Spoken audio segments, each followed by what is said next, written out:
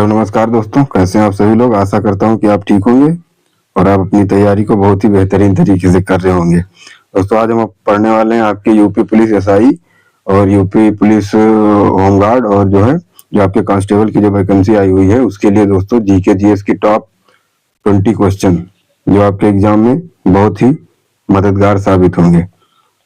देखिए दोस्तों, जैसे जैसे परीक्षा का पैटर्न बदल रहा है वैसे one liner examiner one liner question पूछना कम कर दिया है। तो ऐसे में आपको अपनी तैयारी बहुत ही बेहतरीन तरीके से करने की आवश्यकता है। तो इसी बीच दोस्तों हम 2020 क्वेश्चंस के वो सेट लेकर आएंगे जो आपकी परीक्षा में बहुत ही अहम रोल प्ले करेंगे। ठीक है, तो ये पहली वीडियो है और इसको अंत तक देखिएगा दोस्तों, आपको निश्चित ही यहाँ से क्वेश्चन देखने को मिलेंगे। ठीक है, तो आइए शुरू करते हैं दोस्तों। देखिए जीके जीएस करंट अफेयर, ठीक है, टॉप 20 क्वेश्चन। इसमें देखिए दोस्तों पहला क्वेश्चन है। पहला क्वेश्चन क्या कह रहा है, देखिए कह रहा है कि निम्नलिखित कथनों पर विचार कीजिए और सही उत्तर का जवाब दीजिए। ठीक है दोस्तों, पहला इसमें कथन है दोस्तों कि उत्तर प्रदेश में अधिकतम जिलों वाले मंडलों की कुल संख्या 4 है। दूसरा क्वेश्चन है जालौन जिले का मुख्यालय बाहजोई है। ठीक है, तो आपको सही उत्तर बताना है। देखिए ये आपके विकल्प हैं। कह रहा है कथन एक सही है पर कथन बी सही नहीं है। ठीक है, कह रहा है दोनों कथन सही है। तीसरा है कथन ये सही नहीं है परंतु कथन बी सही है। चौथा है उपयुक्त दोनों कथन गलत है। ठीक है दोस्तों, तो देखिए सबसे पहले देखते हैं। यहाँ कह रहा है कि उत्तर प्रदेश में अधिकतम जिलों वाले मंडलों की कुल संख्या 4 है। ठीक नहीं दोस्तों, ये गलत है।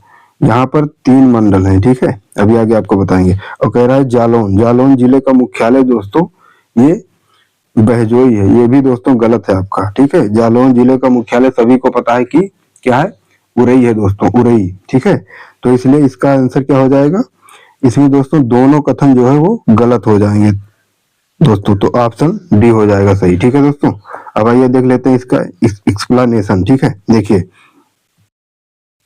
उत्तर प्रदेश में अधिकतम मंडल वाले जिलों की कुल संख्या 3 है दोस्तों। कौन कौन, लखनऊ, कानपुर और मेरठ। इसमें कितने जिले हैं, 6 जिले आते हैं। ठीक है दोस्तों, देखिए अब कुछ जिले हैं और उनका मुख्यालय दिया गया है। ठीक, तो इसको आप लोग ध्यान पूर्वक देखिएगा।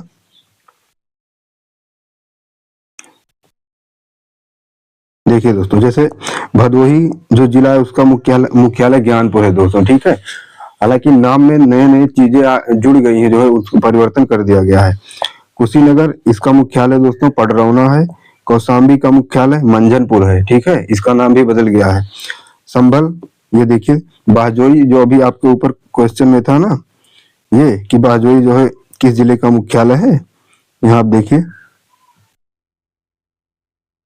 यहाँ बाहजोई ठीक है, तो ये किसका है दोस्तों, तो ये है संभल का मुख्यालय है दोस्तों। ठीक है, बहजोई। यहाँ देखिए संभल का मुख्यालय बाहजोई। ठीक है, और सोनभद्र का दोस्तों रॉबर्ट्सगंज। ठीक है, जालौन का मुख्यालय उरई है दोस्तों। फर्रुखाबाद का फतेहगढ़ है। सिद्धार्थनगर का नौगढ़ है और अमेठी का गौरीगंज है। ठीक दोस्तों, तो यहाँ से और एक दो है, इसको भी देख लेते हैं। देखिए फिर कानपुर देहात का अगर बात करें तो अकबरपुर माती और संत कबीर नगर खलीलाबाद। ठीक है दोस्तों, तो ये एक क्वेश्चन दोस्तों आपका ये कंप्लीट हो गया।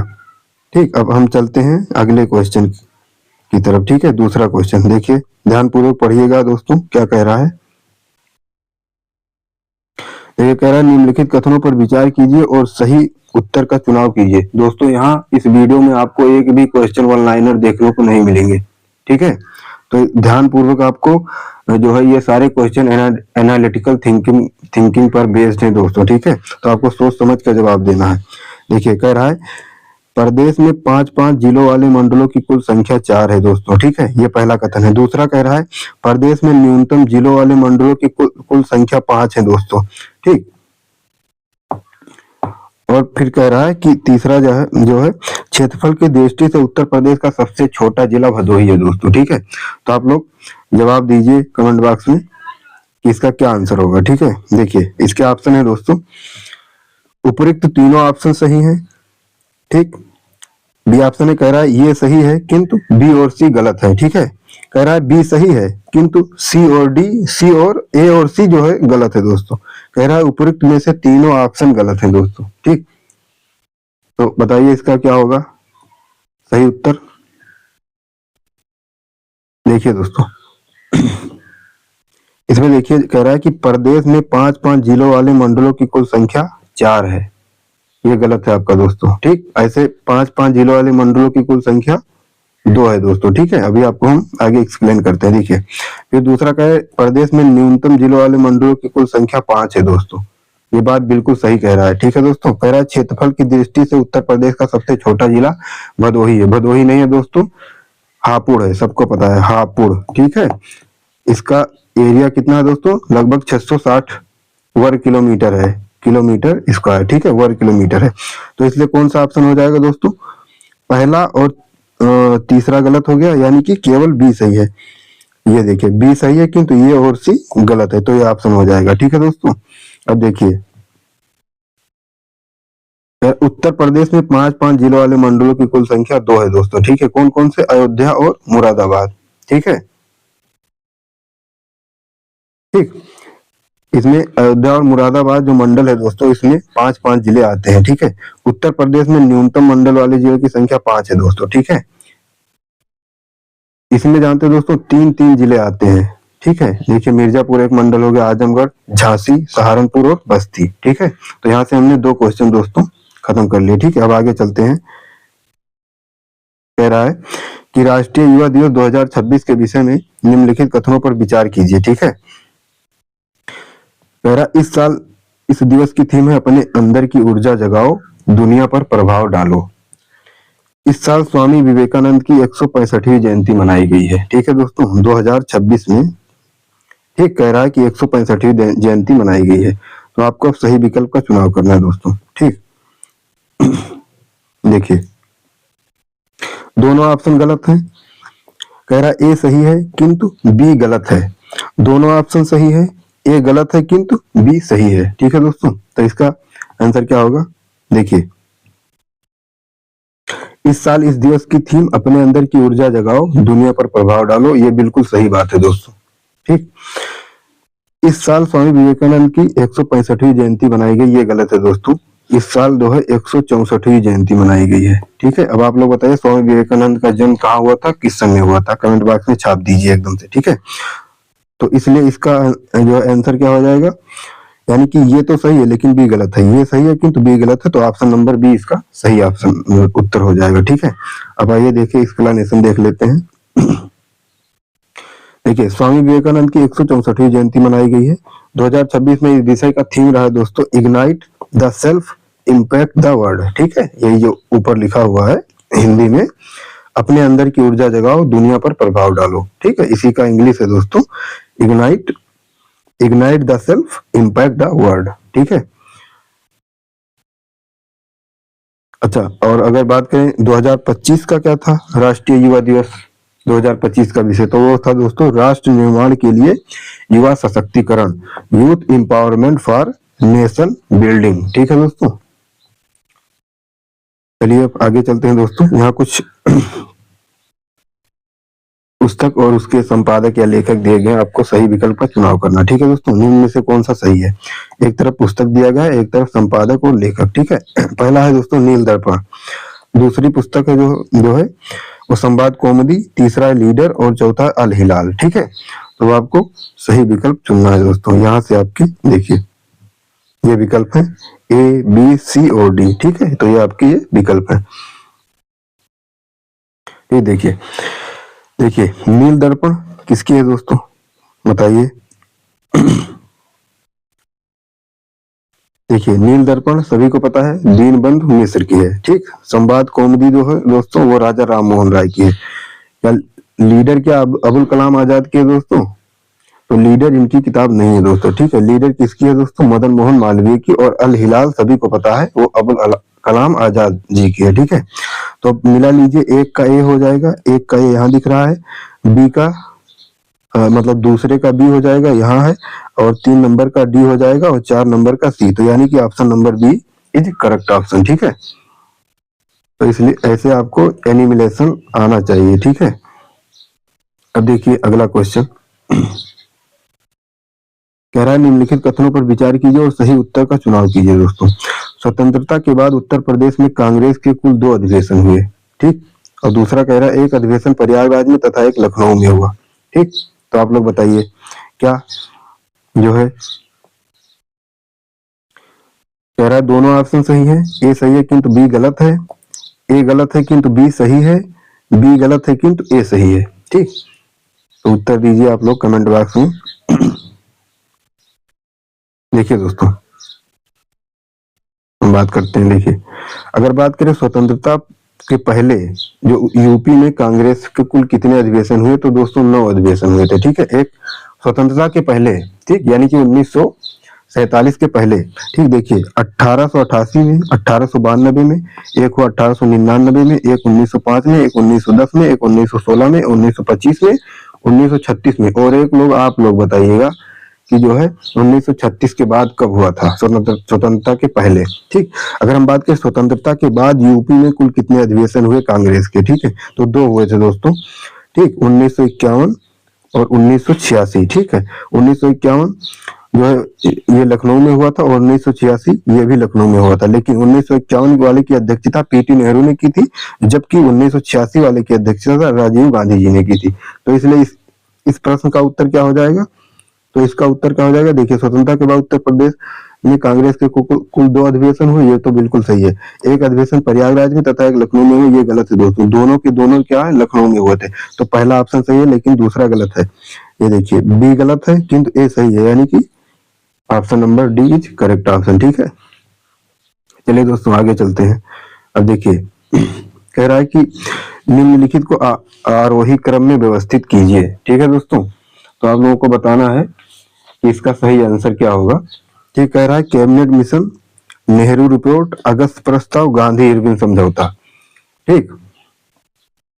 इसका आपको सही जवाब देना है दोस्तों, क्या होगा सही उत्तर, ठीक। कह रहा है कि आरोही क्रम में व्यवस्थित करना है दोस्तों, आरोही क्रम यानी कि बढ़ता हुआ क्रम, यानी कि सबसे पहले क्या आएगा, छोटा आएगा, ठीक। तो मतलब सन के हिसाब से आपको किस किस सन में ये हुए थे, इसको जो है जवाब देना है।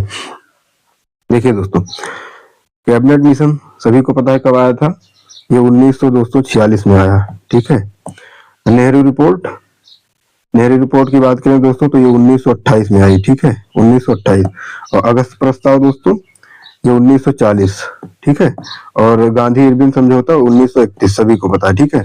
अब अरेंज कर लीजिए आरोही क्रम में, यानी कि बढ़ता हो, तो सबसे पहले क्या छोटा आएगा, यानी कि नेहरू रिपोर्ट 1928 ये पहले आएगी, यानी कि बी ऑप्शन, बी यहाँ है, ठीक। फिर उसके बाद क्या होगा दोस्तों, 1928 के बाद 1931 आएगा, ठीक। 1931 कहाँ है दोस्तों, डी ऑप्शन में है, ठीक, डी ऑप्शन, तो ये हो गया डी ऑप्शन। अब उसके बाद क्या आएगा 1931 के बाद, 1931 के बाद दोस्तों 1940 आएगा, यानी कि अगस्त प्रस्ताव, यानी कि सी ऑप्शन, ठीक। और उसके बाद क्या आएगा लास्ट में कैबिनेट मिशन, यानी कि ये बी डी सी ए हो जाएगा आपका आंसर, बी डी सी ए, ठीक है दोस्तों।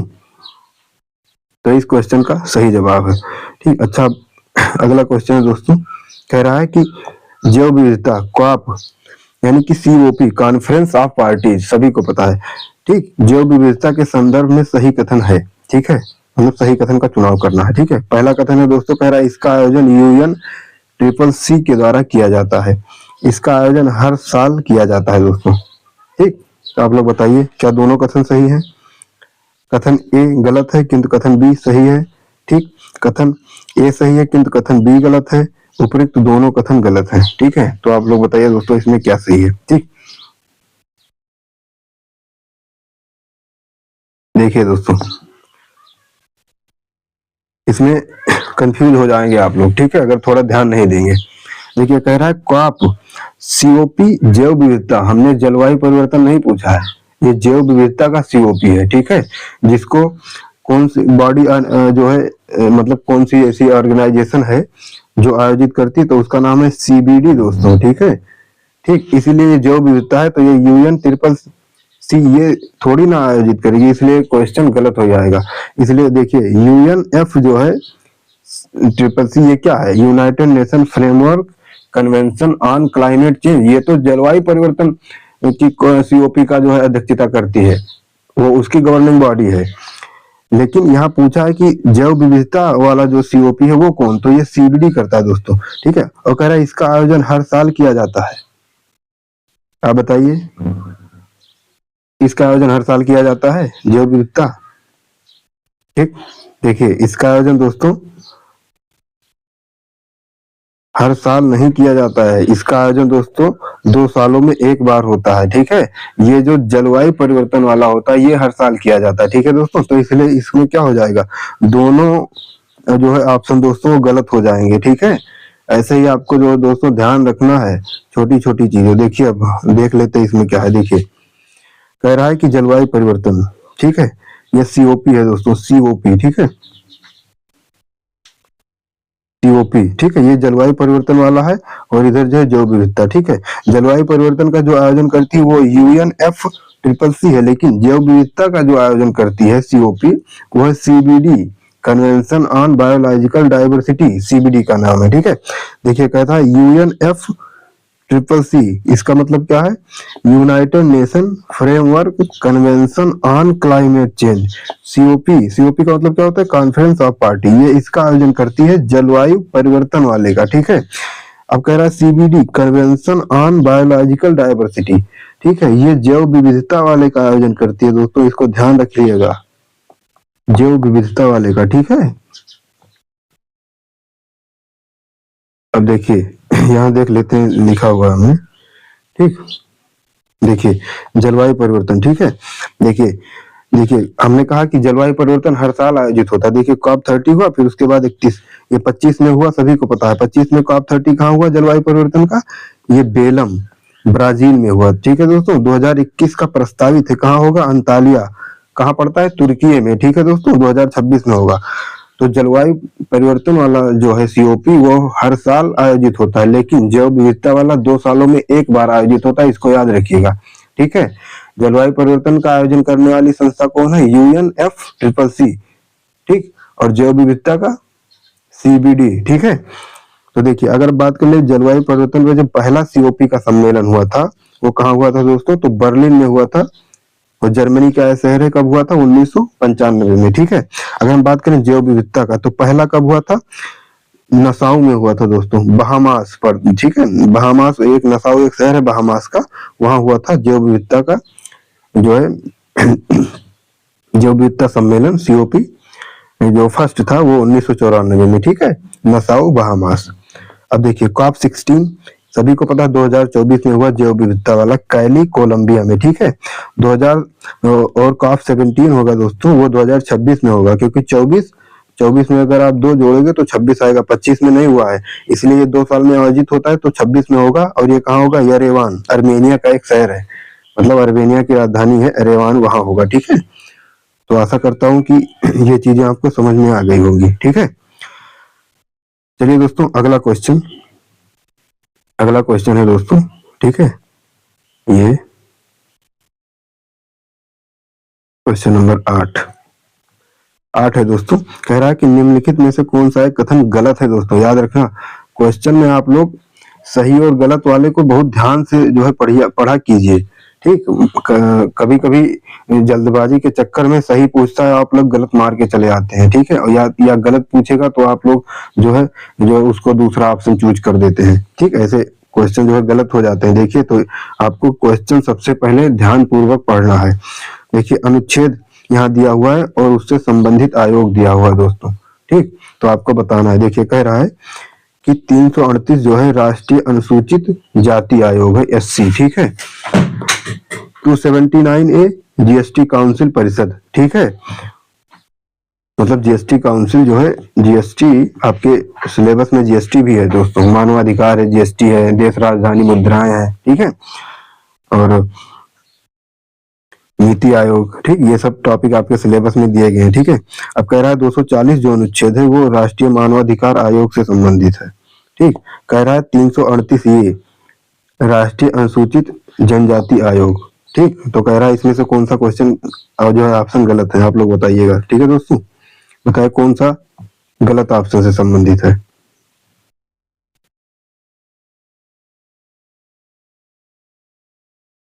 देखिए दोस्तों, ये जो 338 है दोस्तों, ये राष्ट्रीय अनुसूचित जाति आयोग एससी आयोग से संबंधित है। बिल्कुल सही बात है दोस्तों, ये बिल्कुल सही है। ठीक है, ये 279A जो है दोस्तों, ये जीएसटी काउंसिल की परिषद, यानी कि जो परिषद होगा उसी से संबंधित है। ठीक है, जीएसटी काउंसिल से। ठीक है, 240 जो है दोस्तों, राष्ट्रीय मानवाधिकार आयोग। क्या सही है? नहीं दोस्तों, ये गलत है। क्यों? क्योंकि राष्ट्रीय मानवाधिकार आयोग असंवैधानिक निकाय है, सबको पता होना चाहिए। तो ये अनुच्छेद में मतलब 240 में है ही नहीं। ठीक है, तो अच्छा आप लोग बताइएगा कमेंट करके कि फिर 240 में क्या है, अनुच्छेद 240 में। ठीक है, अब डी ऑप्शन 338A, ये राष्ट्रीय अनुसूचित जनजाति आयोग है। ठीक है दोस्तों, ये बात भी बिल्कुल सही है। तो क्या पूछ रहा था कि गलत ऑप्शन, तो हमारा आंसर क्या हो जाएगा? हमारा आंसर क्या हो जाएगा दोस्तों? तो हमारा आंसर क्या हो जाएगा यहाँ पर? हमारा आंसर सी हो जाएगा दोस्तों। C option is correct option. ठीक है, तो ये हमारा आंसर हो जाएगा। ठीक दोस्तों,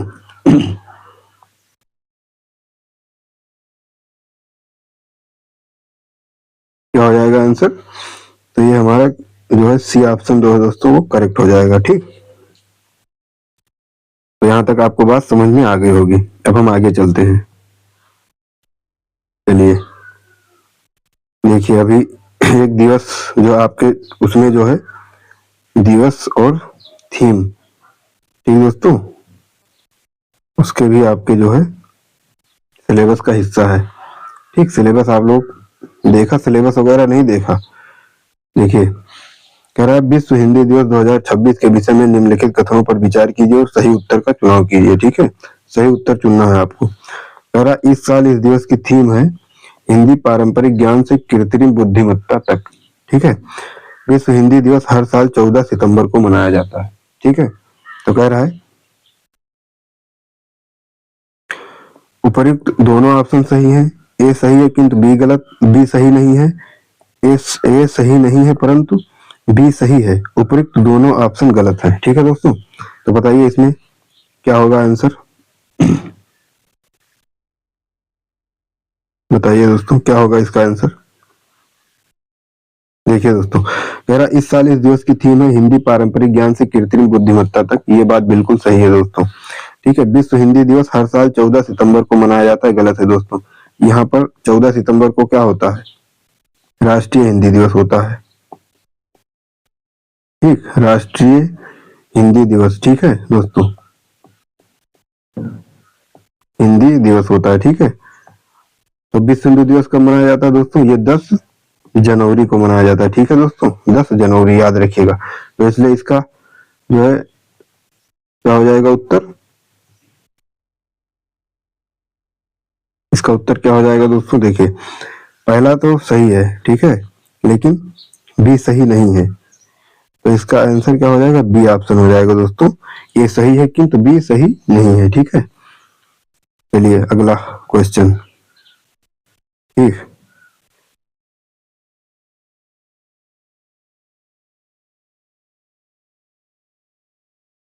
ठीक है दोस्तों, देखिए कह रहा है निम्नलिखित कथनों पर विचार कीजिए। कथन ए, वर्तमान में भारतीय संविधान में 22 भाषाएं हैं।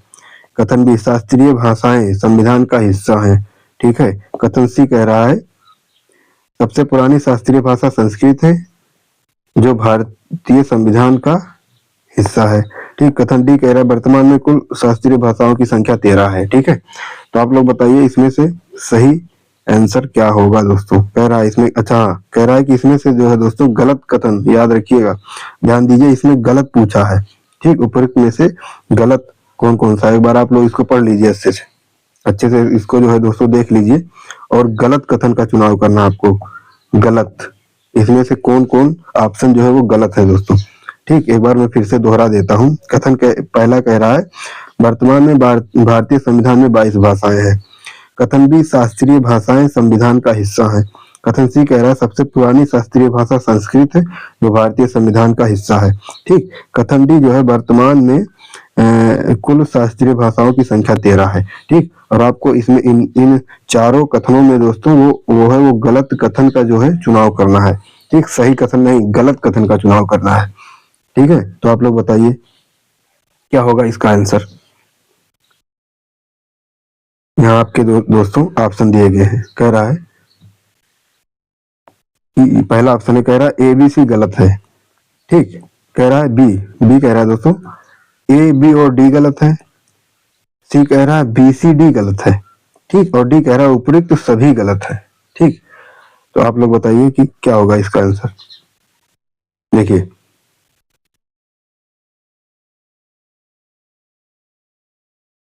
कह रहा है दोस्तों वर्तमान में भारतीय संविधान की भाषाएं 22 भाषाएं भारतीय संविधान में है। तो ये ऑप्शन तो बिल्कुल सही है दोस्तों, सभी को पता है संविधान की 8वीं अनुसूची में 22 भाषाएं सम्मिलित है। ठीक है, और कह रहा है कथन बी, शास्त्रीय भाषाएं संविधान का हिस्सा है। ये बात बिल्कुल गलत है दोस्तों, शास्त्रीय भाषा संविधान का हिस्सा नहीं है, ये बात याद रखिएगा। ठीक है, कथन सी कह रहा है सबसे पुरानी शास्त्रीय भाषा संस्कृत है जो भारतीय संविधान का हिस्सा है।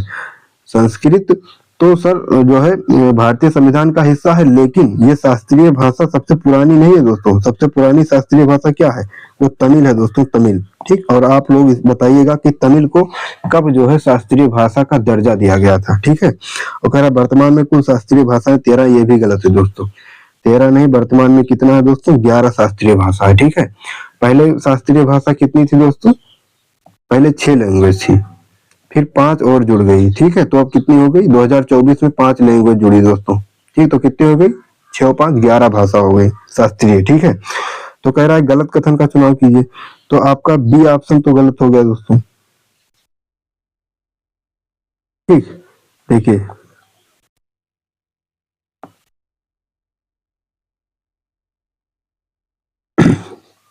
कौन कौन से ऑप्शन गलत हो गए आपके।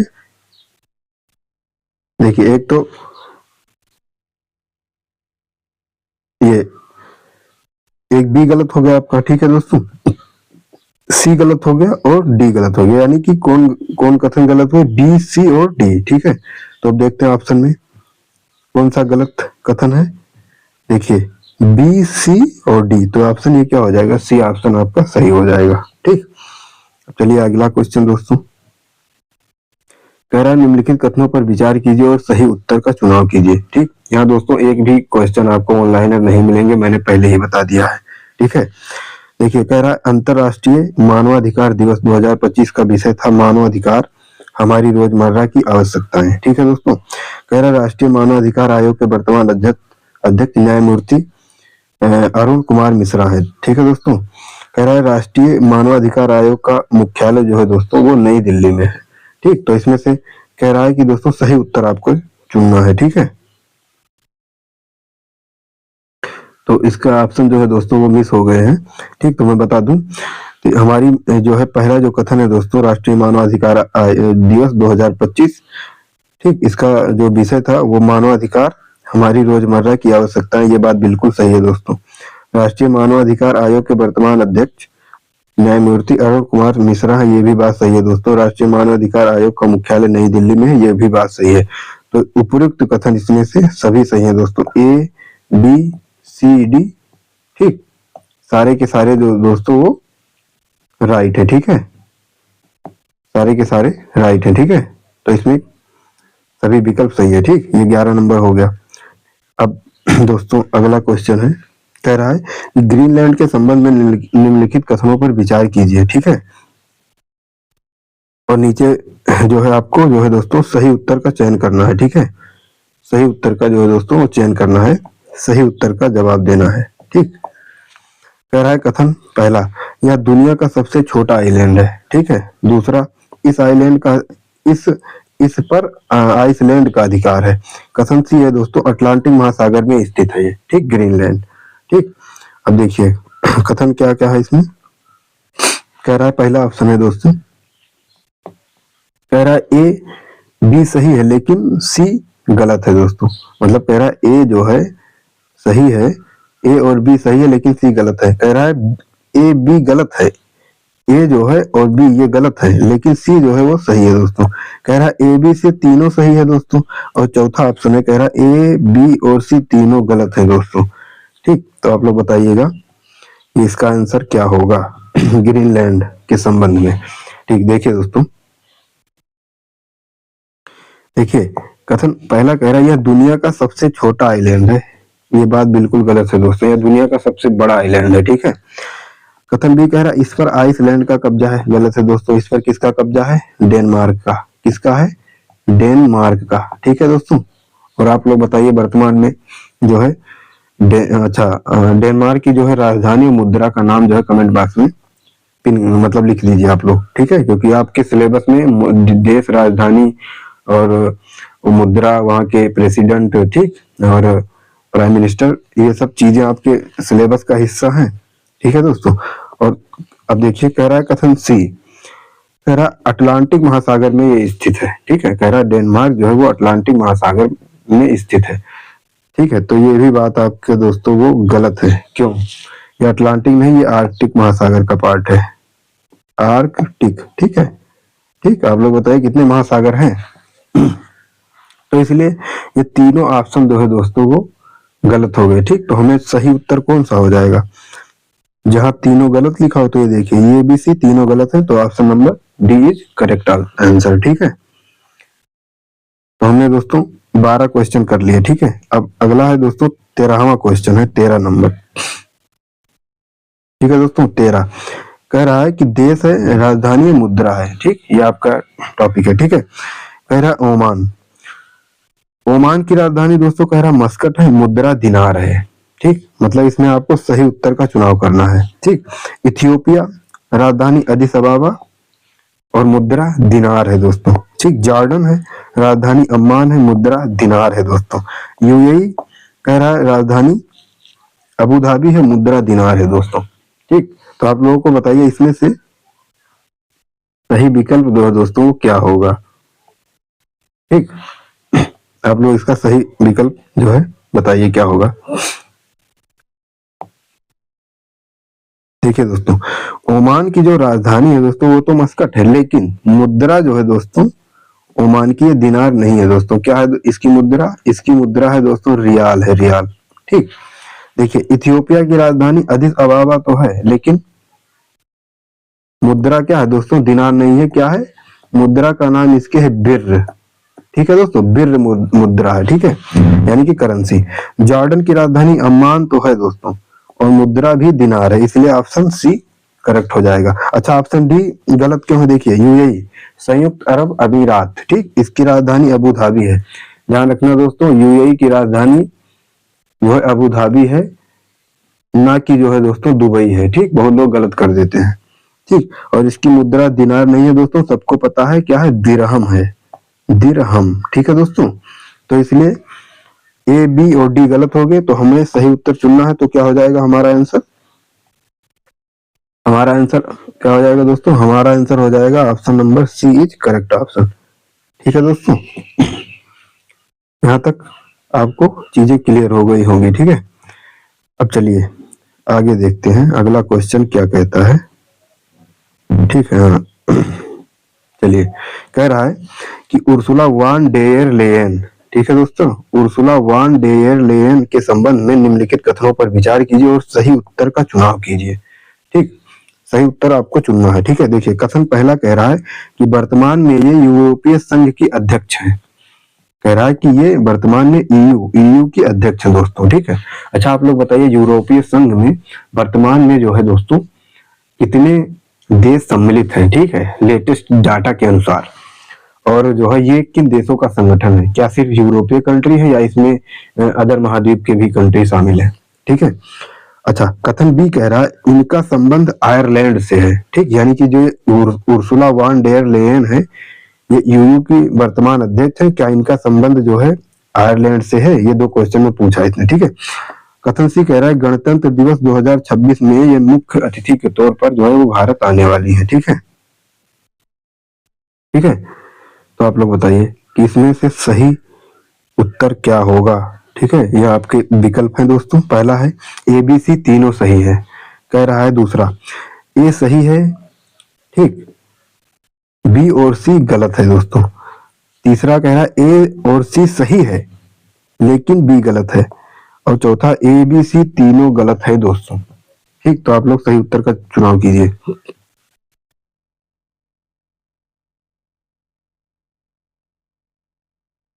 देखिए दोस्तों, कथन ये कह रहा है कि वर्तमान में यूरोपीय संघ के अध्यक्ष हैं कौन, उर्सुला वॉन डेर लेयन। तो ये बात तो बिल्कुल सही है दोस्तों। इनका संबंध आयरलैंड से है। क्या बात सही है? नहीं दोस्तों, इनका संबंध कहाँ से? ये जर्मनी से है। ये जर्मनी की निवासी है। ठीक है दोस्तों, गणतंत्र दिवस 2026 में मुख्य अतिथि है। ये भी बात सही है, यानी कि ए और सी सही है और हमें सही कथन का चुनाव करना है। तो ये सी सही हो गया, बी गलत हो गया। कहाँ ये देखिए ऑप्शन में कहाँ है ए और सी विकल्प? देखिए ये और सी सही है परंतु बी गलत है, तो इसलिए option number C is correct answer. ठीक है दोस्तों, चलिए अगला क्वेश्चन है दोस्तों। एक क्वेश्चन, क्योंकि ये जीके जीएस और करंट अफेयर का है तो हमने जो है सारे जो है आपके सिलेबस के ही अकॉर्डिंग चीजें 20 क्वेश्चन टॉप जो है वो मैंने लिए हैं। ठीक है, कह रहा है ये इकोनॉमिक का क्वेश्चन है। देखिए कथन है, कह रहा है लॉरेंज वक्र जो है निरपेक्ष निर्धनता प्रतिमान का सूचक है। ठीक है दोस्तों, बी ऑप्शन कह रहा है प्रमाण परीक्षण, प्रथम प्रमाण परीक्षण 5वीं पंचवर्षीय योजना की देन है। दोस्तों आप लोग बताइए। अब ऑप्शन आपके देखिए क्या कह रहा है। कह रहा है कि ये भी दोनों सही है, बी ए की सही व्याख्या करता है। ये और भी दोनों सही है, बी ए की सही व्याख्या करता है। दोनों सही है और दोनों एक दूसरे की व्याख्या नहीं करते हैं। ठीक है, मतलब ए और बी दोनों सही है परंतु दोनों एक दूसरे की व्याख्या नहीं करते हैं। ये ऑप्शन नंबर बी में दिया हुआ है। ठीक है, ऑप्शन सी कह रहा है ये सही है किंतु बी गलत है। ये सही है किंतु बी गलत है दोस्तों। और डी ऑप्शन कह रहा है ए और बी दोनों गलत है दोस्तों। ठीक, तो आप लोग बताइए इसका सही उत्तर क्या होगा। ठीक है,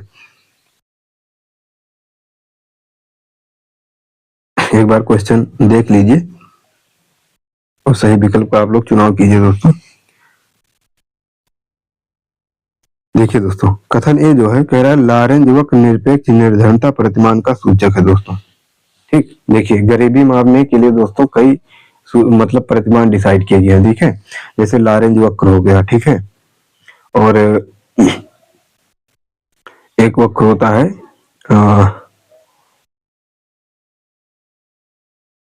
एक वक्र होता है, उसका नाम भी याद नहीं आ रहा है। देखिए फिलहाल हम इसको देखते हैं। देखिए लॉरेंज वक्र निरपेक्ष निर्धनता प्रतिमान का सूचक है, ये सही नहीं है दोस्तों। ठीक, ये लॉरेंज वक्र जो है दोस्तों ये सापेक्ष निर्धनता प्रतिमान का सूचक है। देखिए निर्धनता के दो जो है दोस्तों स्वरूप होते हैं, एक तो सापेक्ष निर्धनता यानी कि और एक जो है निरपेक्ष निर्धनता। ठीक है, तो उसी को मापने के लिए दोस्तों ये वक्र डिसाइड किए गए हैं। ठीक है, ठीक, तो लॉरेंज वक्र जो है दोस्तों ये निरपेक्ष निर्धनता नहीं मापता है, ये जो है सापेक्ष निर्धनता मापने के लिए प्रयोग किया जाता है। ठीक है, और ये कथन भी कह रहा है प्रथम प्रमाण परीक्षण जो है दोस्तों वो 5वीं पंचवर्षीय योजना की देन है। ये भी बात दोस्तों गलत है। ठीक, प्रथम प्रमाण परीक्षण जो है दोस्तों वो 4थी पंचवर्षीय योजना की देन है। अब आप लोग बताइएगा कि प्रथम परिमाण परीक्षण कब कहाँ हुआ था। ठीक, उसका कोड नेम क्या था और 4थी पंचवर्षीय की योजना की जो है वो डेट कब से कब तक थी। ठीक है, उसकी टैग लाइन क्या थी। ठीक, इतना क्वेश्चन आप लोग जो है कमेंट बॉक्स में लिख दीजिएगा। ठीक है, तो देखिए इसका आंसर क्या हो जाएगा, यानी कि ये दोनों ऑप्शन जो है दोस्तों वो गलत हो जाएंगे। ठीक, तो ये और भी दोनों गलत है, तो option number D is correct answer. ठीक है, तो जितना क्वेश्चन हमने आपको लिखने के लिए कहा है वो कमेंट बॉक्स में आप लोग टाइप कीजिएगा। ठीक है, देखिए आपके उसमें जो है दोस्तों पुलिस प्रणाली का भी टॉपिक है। ठीक है, तो वहां से एक क्वेश्चन है दोस्तों, कह रहा है कि निम्नलिखित को अवरोही क्रम में व्यवस्थित कीजिए, यानी कि आपको किसमें करना है, डिसेंडिंग ऑर्डर में दोस्तों, DEC डिसेंडिंग ऑर्डर में दोस्तों आपको इसको अरेंज करना है। ठीक है, कि मतलब सबसे पहले जो है कौन आएगा, मतलब घटता हुआ क्रम। ठीक है दोस्तों, आपको लगाना है, यानी कि सबसे ऊपर से लेकर सबसे नीचे तक। ठीक, तो देखिए पहला है दोस्तों कह रहा है पुलिस अधीक्षक जिसको एसपी कहते हैं। ठीक, फिर दूसरा सब इंस्पेक्टर SI। ठीक, अतिरिक्त पुलिस अधीक्षक ASP होता है और कांस्टेबल होता है दोस्तों। तो कह रहा है अवरोही क्रम यानी कि घटता हुआ क्रम, तो सबसे बड़ा कौन होगा उसको चूज कीजिए। देखिए तो SP जो होता है दोस्तों वो बड़ा होता है इन चारों ऑप्शन में। ठीक, वैसे DGP जो सबसे बड़ा पोस्ट है ठीक पुलिस प्रणाली में राज्य स्तरीय। ठीक है, तो देखिए SP जो होगा इन सब में दोस्तों वो SP क्या होगा, सबसे बड़ा आएगा। तो यानी कि ये ऑप्शन कहाँ कहाँ है, तो देखिए ये यहाँ है, ये यहाँ है, यानी कि ये C और ये जो है वो कट गया। ठीक है, B और D में हमें देखना है। अब देखिए SP से नीचे कौन आएगा, SP से नीचे होता है दोस्तों DYSP। ठीक, डीवाईएसपी होता है। ठीक, उप पुलिस अधीक्षक होता है, डीवाईएसपी को कहते हैं डिप्टी पुलिस, ठीक है, सुप्रीडेंट होता है। ठीक है, तो डीवाईएसपी यहाँ नहीं है, एसपी से नीचे डीवाईएसपी होता है दोस्तों, और डीवाईएसपी से नीचे जो है अतिरिक्त पुलिस अधीक्षक एएसपी होता है दोस्तों, फिर उससे नीचे एसआई होता है और उससे सब इंस्पेक्टर होता है उसके नीचे। ठीक है, तो ये आप लोग क्रोनोलॉजिकल ऑर्डर याद रखिएगा दोस्तों। ठीक, देखिए मैं पहले ही कह रहा हूँ वन लाइनर क्वेश्चन भूल जाइए आप लोग, एक भी क्वेश्चन जो आपके एग्जाम में नहीं आएगा, खासकर एसआई की बात करें तो। ठीक है, तो वन लाइनर के भरोसे मत रहिए। ठीक, अपना दायरा थोड़ा बढ़ाइए दोस्तों। ठीक, तो देखिए अब देखिए पहले पे आ गया एसपी हो गया, अब उसके नीचे डीवाईएसपी होता है, तो वो यहाँ है ही नहीं इस ऑप्शन में, तो अब उससे नीचे देखिए, तो अब उससे नीचे क्या होगा दोस्तों, एएसपी होगा, तो एएसपी यानी कि सी ऑप्शन आएगा, तो ए के बाद सी होगा और यहाँ भी सी है। ठीक, अब आगे चलिए, अब एएसपी के नीचे क्या होगा दोस्तों, एसआई आएगा यानी कि बी ऑप्शन, और यहाँ डी है तो इसलिए ये भी कट गया, अब बाकी बचा बी, तो बी इज करेक्ट आंसर। ठीक है दोस्तों, तो ऐसे आपको एलिमिनेशन मेथड या मतलब जो है आपको आना चाहिए दोस्तों। तो इसका आंसर क्या हो जाएगा, ए सी क्या हो जाएगा दोस्तों, ए सी बी और डी। ठीक है दोस्तों, तो ये जो है आपका सही जवाब हो जाएगा। ठीक, आगे चलते हैं। देखिए कह रहा है कि रामसर साइट के संबंध में निम्नलिखित कथनों पर विचार कीजिए। वर्तमान में भारत में 98 रामसर साइट है। ठीक, 96 और रामसर साइट कोपरा जलाशय है जो छत्तीसगढ़ में स्थित है। ठीक, कह रहा है यूपी में कुल रामसर साइटों की संख्या 11 है। ठीक, हैदरपुर वेटलैंड उत्तर प्रदेश का नवीनतम रामसर साइट है। ठीक, तो ये जो है दोस्तों 4 कथन दिए गए हैं, तो मतलब इनमें से कह रहा है कि ये 4 विकल्प है, इनमें से सही विकल्प का आपको चयन करना है दोस्तों, सही विकल्प। ठीक है, सही विकल्प का आपको चुनाव करना है। ठीक है, तो आप लोग बताइए क्या होगा इसका सही आंसर। देखिए कह रहा है वर्तमान में भारत में 98 रामसर साइट से गलत है दोस्तों, कितने हैं, 96 है वर्तमान समय में। ठीक है, 2026 की बात कर रहे हैं तो। ठीक, 96 और रामसर साइट कोपरा जलाशय जो छत्तीसगढ़ में गलत है दोस्तों, ये कितना है, ये 95 नंबर का है। ठीक, 96 नंबर का क्या है, सिलीसेड लेक है दोस्तों, कहाँ की, राजस्थान की। ठीक, अलवर में पड़ती है दोस्तों, राजस्थान के अलवर में सिलीसेड लेक। ठीक है, कह रहा है उत्तर प्रदेश में कुल रामसर साइटों की संख्या 11, ये भी गलत है दोस्तों, कितनी है, यूपी में केवल 10। ठीक है, कह रहा है हैदरपुर वेटलैंड उत्तर प्रदेश का नवीनतम रामसर साइट है, ये बिल्कुल सही ऑप्शन है दोस्तों। हैदरपुर वेटलैंड जो है ये उत्तर प्रदेश की नवीनतम रामसर साइट है दोस्तों, ये बात बिल्कुल सही है। ठीक है, अच्छा आप लोग बताइए कि हैदरपुर वेटलैंड को कब जो है रामसर साइट में शामिल किया गया था। ठीक है, और हाँ एक क्वेश्चन और, उत्तर प्रदेश की पहली रामसर साइट कौन सी है। ठीक, इसका जवाब आप लोग कमेंट बॉक्स में दीजिएगा। ठीक, चलिए अगला क्वेश्चन दोस्तों। उत्तर प्रदेश के जो है दोस्तों, उत्तर प्रदेश के वर्तमान डीजीपी के संबंध में निम्नलिखित में से सही उत्तर का चुनाव कीजिए दोस्तों। ठीक, आप लोग बताइए उत्तर प्रदेश के वर्तमान डीजीपी कौन है। आपको पता है अभी जो है उत्तर प्रदेश के जो है करीब 4 महीना पहले जो डीजीपी थे वो उन्होंने अपने वो मतलब वो रिटायर हो गए, तो अब उनको जो है जो रिटायर हुए, ठीक, उनका क्या नाम था दोस्तों, उनका नाम था प्रशांत कुमार। ठीक है दोस्तों, अब वो जो है प्रशांत कुमार जी वो उत्तर प्रदेश शिक्षा सेवा चयन आयोग के जो है दोस्तों वो अध्यक्ष हो गए हैं। ठीक है, तो अब ये पद रिक्त हो गया उत्तर प्रदेश के वर्तमान डीजीपी का, तो अब कौन बनाए गए हैं दोस्तों, तो उसी के बारे में क्वेश्चन। देखिए कथन पहला है दोस्तों, कह रहा है राजीव कृष्ण उत्तर प्रदेश के वर्तमान डीजीपी है दोस्तों। कथन भी कह रहा है ये 1993 बैच के आईपीएस अधिकारी है दोस्तों। ठीक, तो अब आप लोग जो दोस्तों सही उत्तर का जो है दोस्तों चुनाव करना है आपको। ठीक, यहाँ आपके विकल्प दिए गए हैं। देखिए कह रहा है उपयुक्त दोनों कथन सही है। ठीक, कह रहा है ए सही है बी गलत है, ए गलत है बी सही है, उपयुक्त दोनों कथन जो है वो गलत है दोस्तों। तो देखिए दोस्तों कह रहा है कि कथन पहला राजीव कृष्णा जो है दोस्तों उत्तर प्रदेश के वर्तमान डीजीपी है, ये बात बिल्कुल सही है दोस्तों। कथन भी कह रही है 1993 बैच के आईपीएस अधिकारी, ये कथन गलत है दोस्तों। क्यों, क्योंकि ये 1993 नहीं 1991 बैच के आईपीएस अधिकारी हैं। ठीक है, तो यानी कि ए सही है और बी गलत है, तो ऑप्शन हमारा क्या हो जाएगा, ए सही है बी गलत है, यानी कि ऑप्शन हमारा B option is correct option हो जाएगा। ठीक है दोस्तों, B option is correct option. ठीक है, तो यहाँ से 18 क्वेश्चन हमने जो है यहाँ तक दोस्तों वो कर लिए। ठीक है, अब देखते हैं कुछ और एक दो सूचकांक हमने लिए हैं। ठीक है दोस्तों, देखिएगा, कह रहा है कि मानव विकास सूचकांक, कह रहा है मानव विकास सूचकांक 2025 में भारत की रैंक क्या है दोस्तों। ठीक है, देखिए इसमें तो कितनी रैंक है आप लोग बताइए, मानव विकास सूचकांक में भारत की रैंक, भारत की रैंक क्या है दोस्तों मानव विकास सूचकांक में। देखिए कह रहा है कि 138, दूसरा है 125, तीसरा 130 और चौथा है 151। ठीक है दोस्तों, तो इसमें हमारी रैंक क्या है दोस्तों, तो इसमें हमारी रैंक है दोस्तों वो 130 है दोस्तों। कितनी है, 130 है दोस्तों। अच्छा आप लोग बताइए मानव विकास सूचकांक में, ठीक है, जो फर्स्ट रैंक है, फर्स्ट रैंक वो किसकी है दोस्तों। ठीक है, अच्छा और बताइए मानव विकास सूचकांक जो है उसके कितने आधार हैं दोस्तों, कितने आधारों पर इसका जो है मापन किया जाता है। ठीक, कितने आधार हैं मानव विकास सूचकांक मापने के आधार। ठीक है, तो आप लोग पहला इसमें कौन है और इसके कितने आधार हैं, इन दोनों का जवाब जो है कमेंट बॉक्स में आप लोग टाइप कीजिएगा। ठीक है, देखिए अब लास्ट क्वेश्चन है दोस्तों, क्योंकि हमने 20 क्वेश्चन लिए थे। ठीक, देखिए कह रहा है वर्ल्ड हंगर इंडेक्स 2025 में भारत की रैंक क्या है दोस्तों। ठीक है, देखिए इसमें तो कुल देश शामिल है दोस्तों 123। ठीक है, भारत की रैंक बहुत ही दयनीय है दोस्तों। ठीक है, चाहे वो वर्ल्ड प्रेस फ्रीडम इंडेक्स ले लो, वर्ल्ड हंगर इंडेक्स ले लो, वर्ल्ड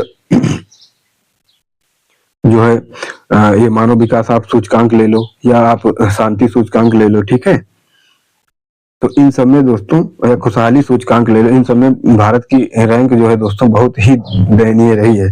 ठीक, तो देख वर्ल्ड हंगर इंडेक्स 2025 में दोस्तों 123 देश शामिल हैं। ठीक है, इसमें भारत की जो रैंक है दोस्तों वो है 102 रैंक है दोस्तों। ठीक है, 102। अच्छा आप लोग बताइए कि वर्ल्ड हंगर इंडेक्स में टॉप कंट्री कौन है दोस्तों, मतलब टॉप का मतलब यहाँ ये है, टॉप का मतलब कि वहाँ कम भूखमरी है। ठीक है दोस्तों, तो वो कौन है, इसमें संयुक्त रूप से दोस्तों कई सारे देश सम्मिलित है। ठीक है, कोई एक अकेला कंट्री नहीं है, कई सारे देश इसमें सम्मिलित हैं, जैसे बेलारूस वगैरह हो गया, तुर्की वगैरह, और यहाँ ये सब देश जो है, ठीक है, ये सब हंगर इंडेक्स में टॉप पे है। अच्छा बात की सबसे दयनीय स्थिति क्या है दोस्तों, तो सबसे दयनीय स्थिति जो है दोस्तों 123वां नंबर वो है सोमालिया का दोस्तों, सोमालिया। ठीक है, यहाँ बहुत ज्यादा भूखमरी है दोस्तों। ठीक है, सोमालिया का सबसे डेंजर कंडीशन में है सोमालिया। ठीक है, तो दोस्तों ये हमारे जो है यूपीएसआई, होमगार्ड और पुलिस की जो है ये टॉप 20 क्वेश्चन थे। तो आप लोग फीडबैक जरूर दीजिएगा कि ये मेरा प्रयास जो है कैसा लगा आपको। ठीक है, और ऐसे ही दोस्तों चैनल पर आप लोग बने रहिएगा। ठीक है, इसकी पीडीएफ जो है इसी हमारे जो है इसी इंगेज एकेडमी के नाम से टेलीग्राम चैनल है, इंगेज एकेडमी के नाम से, तो वहां दोस्तों आप लोग इसको जो है ज्वाइन कर लीजिए वो टेलीग्राम चैनल, और वहां आपको इसकी पीडीएफ जो है दोस्तों वो प्रोवाइड करा दी जाएगी। ठीक है दोस्तों, और तब तक दोस्तों जो है आप ये वीडियो जो है देखिएगा, अच्छे से चीजें रिकॉल कीजिएगा, नोट कीजिएगा कॉपी पेन के द्वारा। ठीक है, और हम दोस्तों आज यहीं तक जो है रखते हैं। ठीक है, तो मिलते हैं किसी दूसरे वीडियो में, तब तक के लिए नमस्कार, जय हिंद।